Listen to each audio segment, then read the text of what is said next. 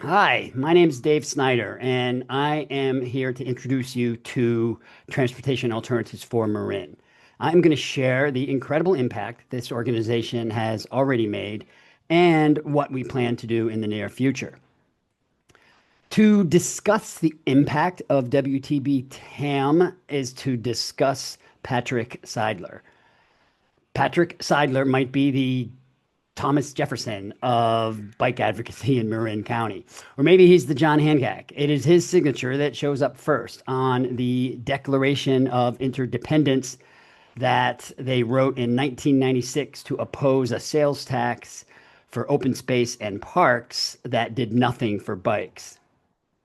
They defeated that tax and then went on to work with hikers and equestrians and environmentalists, building a consensus for a better version that showed up on the ballot 2 years later and passed. That strategy, consensus building and multimodalism, has worked for Patrick and his team ever since. They have made so many improvements, converting rail corridors to trails, approving the smart train tax in a reprise of the 1996 tax, where they only approved it and won after it included funding for the parallel bike path, and countless other small improvements that were made excellent thanks to the study tours that WTB-TAM organized, taking about 100 folks on a dozen tours to European cities to learn best practices. If you add up the investment of their time, it's about a couple $1 million in advocacy, and that has brought in $250 million in public money for bike infrastructure. That is a 100x return on investment. And as a result, Marin County is really close to completing the sustainable mobility network that we have all envisioned. Patrick brought me on to get us over that last hump, and I am so grateful for the opportunity. Building organizations to support the sustainable mobility movement is what I do. I was the founding executive director of the San Francisco Bicycle Coalition in the 90s, and then I went on to launch or revive several other organizations. I am also very grateful for you watching this because we're going to need lots of help. The last gaps in the network are the hardest to fill. The low-hanging fruit has been harvested, but we can do it with your help. We'll continue to build consensus, working hand in hand with the Marin County Bicycle Coalition in a collaborative effort to build support among diverse stakeholders like TAM commissioners, county supervisors, city councilors, community leaders, etc. And we will continue to be multimodal. In fact, our focus is unique and narrow: bike access to transit. Our goal is to fill in all the gaps in the North-South Greenway and the Cross Marin Trail. When we do, 84% of Marin residents will be within 3 miles by bike from one of these two spines.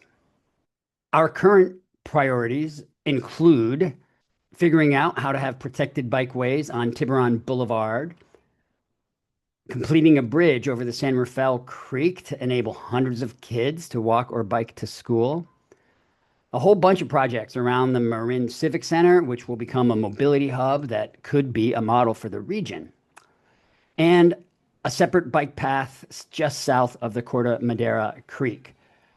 These are just some of the projects that are advancing our vision. It is an inspiring vision. We have an impressive track record. We also have an excellent team. Our president, Patrick Seidler, is a Marin native. He grew up in Larkspur. I told you about him. Our vice president and CFO is Susie Weaver, longtime business strategist for Wilderness Trail Bikes and a logistics and operational hotshot.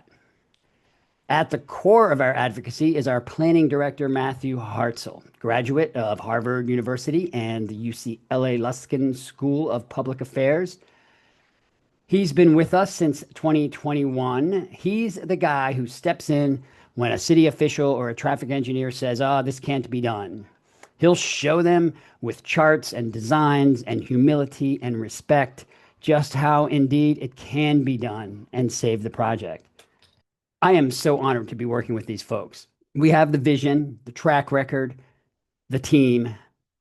Now we need you to implement our vision of a complete network so that every Marin resident has the reasonable choice to jump on their bike to get all the way to their destination or to a transit stop for most of their trips. Frankly, it's something that we have to do to meet our greenhouse gas reduction goals.